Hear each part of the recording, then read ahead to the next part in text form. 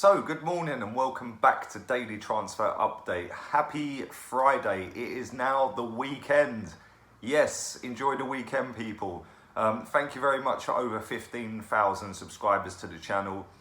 Don't forget, if you go and follow my Instagram, LeeGunner82, I will follow you back if you DM me and tell me you followed from one of my videos. Today we're going to speak about three players. Let's get straight into it. Ryan Fraser. £30 million bid from Arsenal, apparently. 15 assists, 8 goals, 25 years old, 1 year left on his contract. Aberdeen apparently get 20% of the signing fee. So if he goes for £30 million, they get 20% of that, which is what, £6 million. They sold him to Bournemouth back in 2013, and that was part of the deal. Now, back in April, I don't know if anyone remembers this, but back in April, Ryan Fraser said this: "I'm not going to lie, it is very nice. It means you are doing something right when you see your name thrown around. You always think you are doing something good. You try to remember that you were a Bournemouth player, but it does make you feel good when you are linked to massive football clubs." And that was when he was asked about being linked to Arsenal back in April. Now, he has lit the league up this season. Eddie Howe's got him playing extremely good football, absolutely rapid, scores goals, creates goals. The only person who got more assists than him this season was Eden Hazard, and we all know how much he's going for. Obviously, he's a lot better player, but they've both got 1 year left on their contract. I reckon we could get him for less than £30 million. I think the £30 million fee is a little bit generous. I think maybe 20, 22, 23 million pounds. I do think that this is something that we are pursuing. I do think this story is genuine. I'd take him. I'd take him at Arsenal. I think he'd slot straight into our team. A lot of Arsenal fans are a little bit snobby when it comes to players, like they want the extravagant, expensive name. But let's not forget here, Gjorgjievski, Jordan Henderson, James Milner, they're all in a Champions League final. And they've all come from lesser teams. If you look at Musa Sissoko, again, another one, Champions League finalist. And he came from a relegated Newcastle side as well. So, you know, sometimes these lesser teams, you can pick up a bargain and make them good players. And without the workhorses, without the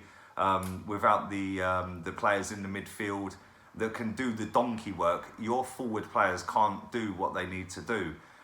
So I think we could do a lot worse than signing Ryan Fraser this summer. I'm not a massive fan of him, but he would massively improve us, and that's what we need. We need massive improvement, and like I said, I think he's been fantastic this season. I think that he's dragged Bournemouth through the season, in my opinion. You know, him and Callum Wilson, they've linked up well.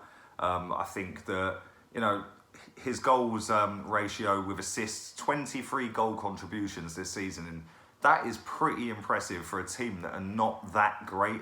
They're just what they are, a mid-table team.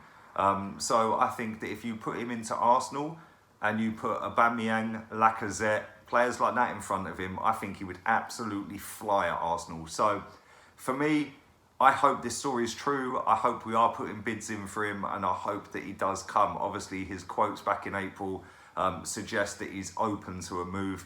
So let's see what happens with that one. Second player we're going to look at is somebody who's played in the Premier League before, and that was Suso. He played for Liverpool. I don't know if you remember this. Back in 2010, he signed for Liverpool as a 17-year-old. He was dubbed the next best player in the world. He's going to be this, he's going to be that. He absolutely flopped at Liverpool. Scored 1 goal before running his contract down and going to AC Milan. He is a 25-year-old right winger.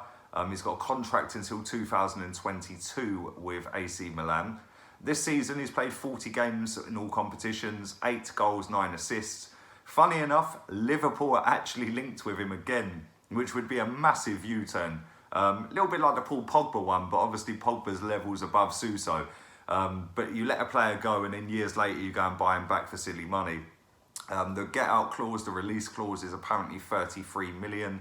As well as Liverpool linked with him, Spurs and us are linked with him as well. Now, for me, would I take him at Arsenal? Somebody actually asked me this question the other day when I was on a live stream. I wouldn't want him at Arsenal. I don't think he's good enough. I think he's a decent player. He's not Premier League standard in my opinion. He's obviously been here as a young kid, couldn't cut it, left, and he's doing all right in Italy. Let's be real, he's doing pretty well over in Italy. But for me, nah. Let Tottenham or Liverpool have him. If they want him, they can have him. £33 million. I would go and add £3 million to that and go and get Hervin Lozano out of his release clause and out of his contract. But I don't know. That's going to drag. Listen, at the end of the day, he's open to a move. 3 or 4 teams fighting for him as well. So that's going to go on and on and on. But we shall see. Once you've been to the Premier League before, you go away, sometimes you mature, especially if you're a young kid as well. And he went to a massive club, Liverpool, a massive football club. He went to a massive club when he was a teenager. So sometimes that plays a part, and it's like a little bit overawing. You know what I'm saying? It's a little bit overpowering, and you can't grasp it. You can't take it all in. We had a similar sort of thing with Antonio Reyes back in the day. He came to us as a very, very young kid. Lit the league up. Let's be real. Antonio Reyes was a very good footballer for Arsenal, but he just couldn't settle. He couldn't do it week in, week out. Yes, he was great. Yes, he was a good player, better than Suso was for Liverpool. But the comparison is very similar. They both couldn't settle in the league. They both had to go back home. And Suso basically was from from Italy in the first place. So yeah. We shall see. We shall see what happens with that, but I don't think that'll happen, and I definitely don't want him. Last, but by no means least, we are linked to Reading centre forward Danny Loader. This is an 18-year-old kid who's letting his contract run down. He's had negotiations with Reading. He's decided that he doesn't want to stay on at Reading. He doesn't want to sign a new contract with Reading, and he wants to explore his options. And why wouldn't he? You know, he's played 33 games this season, 11 goals, 2 assists. He's actually only started 8 league games, come on as a sub 13 times out of the 24 league games he's played. But Southampton, Leicester, Lille, Rennes, Juve and Arsenal are all looking at this guy. And he's relatively cheap. He's an under-17 England World Cup winning footballer. And I think we could do a lot worse than signing this guy up. You know, at the end of the day, Danny Welbeck is leaving the club. We all know that. He's walking out for free. Eddie Nketiah, for me, isn't quite ready yet. So this would be relatively cheap to sign the guy. He can play left wing, right wing. He can play attacking midfield, centre forward, false 9, number 10, whatever you want to call it. He can play the whole of that front line. I think this would be a good buy. I think it would be a reasonably cheap buy. And I think it would be a shrewd bit of business, because as soon as we strap the guy up to a contract, say 3 years, we've already made money. This would be what, around 10, 12 million pounds, maybe a little bit more, maybe 15 million pounds. But if we strap this guy up to a 3-year contract, he would be worth more than 15 million pounds the minute he signs the contract. So if anybody wanted to come in and buy him, then we could sell him on for a profit.